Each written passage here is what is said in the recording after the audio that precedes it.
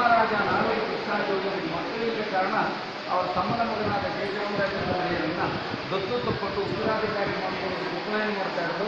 ಉಪನಯನ ಅಂದರೆ ಜನಿವಾರ ಶಾಸ್ತ್ರ. ಇದು ರಾಜಾರೇವರನ್ನ ಬೆಳೀತಿತ್ತು. ರಾಜಾರೇವರನ್ನ ಕೇರಳ ದೇಶದ ಪ್ರಖ್ಯಾತ ಕಲಾಕಾರ ವರ್ಲ್ಡ್ ಫೇಮಸ್ ಆರ್ಟಿಸ್ಟ್. 1 ವರ್ಷದ ನಾಲ್ವರು ಕೃಷ್ಣಾಚಾರ್ಯರನ್ನ ಕೈಗಾಡಿಗೆ ಕುಳಿತುಕೊಂಡ ರಕ್ತಕ್ಕೆ ಆಟ ಆಡಿಸ್ತಾರೆ.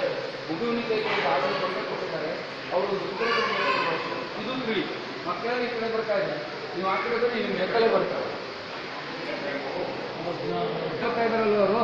ಯಾಕೆ ನೀವು ಚಾಕ್ಲೇಟ್ ಕೊಡಲಿಲ್ಲ, ಅದಕ್ಕೆ ನಿಮ್ಮ ಜೊತೆಲಿ ಬರ್ತಾ ಇದ್ದಾರೆ. ಅದು ನಾಲ್ವಡಿ ಕೃಷ್ಣರಾಜ ಒಡೆಯರು 1 ವರ್ಷದ ಮಗು ಅಂಬೇಗಾಲ ಹಾಕೊಂಡು ಬಂಗಾರದ ಗಿಲ್ಕಿಯನ್ನು ತೆಗೆದುಕೊಳ್ಳೋದಕ್ಕೆ ಕುಸ್ಸನ ಮೇಲೆ ತೇಲ್ತಾ ಇದೆ. ರಾಜಪರಿವಾರ ಲಂಡನ್ನಿನ ಮಹಾರಾಜ 7ನೇ ಎಡ್ವರ್ಡ್, ಲಂಡನ್ನಿನ ಮಹಾರಾಣಿ ಅಲೆಕ್ಸಾಂಡರ್ 1906ರಲ್ಲಿ ಮೈಸೂರಿಗೆ ಅತಿಥಿಗಳಾಗಿ ಬಂದವರು. ಆದ್ದರಿಂದ ಇಲ್ಲಿ ಪ್ರಿಸರ್ವ್ ಮಾಡಿಟ್ಟಿದ್ದಾರೆ. ನಿಂತ್ಕೊಳ್ಳಿ. ಇಲ್ಲಿ ಅನೇಕ ಪೆಟ್ಟಿಗೆಗಳಿವೆ. ಗಂಧದ ಮರದ ಪೆಟ್ಟಿಗೆಗಳು, ಬೆಳ್ಳಿಯ ಪೆಟ್ಟಿಗೆಗಳು. ಇವು ಚಿನ್ನ ಬೆಳ್ಳಿ ಆಭರಣ ಇಟ್ಕೊಳ್ತಕ್ಕಂಥ ಜ್ಯುವೆಲರಿ ಬಾಕ್ಸ್ಗಳಲ್ಲ. ಇವು ಈ ಅಂದು ಮಹಾರಾಜರಿಗೆ ಗೌರವಿತವಾಗಿ ಆಹ್ವಾನ ಪತ್ರಿಕೆ ಮತ್ತು ಧನ್ಯವಾದಗಳನ್ನು ಇಟ್ಟುಕೊಟ್ಟಂಥ ಗಿಫ್ಟ್ ಬಾಕ್ಸ್ಗಳು, ಇನ್ವಿಟೇಷನ್ ಗಿಫ್ಟ್ ಬಾಕ್ಸ್.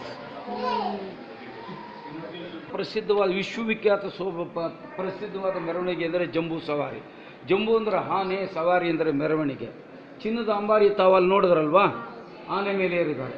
1969ರವರೆಗೆ ಮಹಾರಾಜರು ಅವರ ತಮ್ಮವರು ಸೋದರಳಿಗೆ ಕೂತ್ಕೊಂಡು ಆನೆ ಮೇಲೆ ಬರ್ತಾ ಇದ್ದಾರೆ.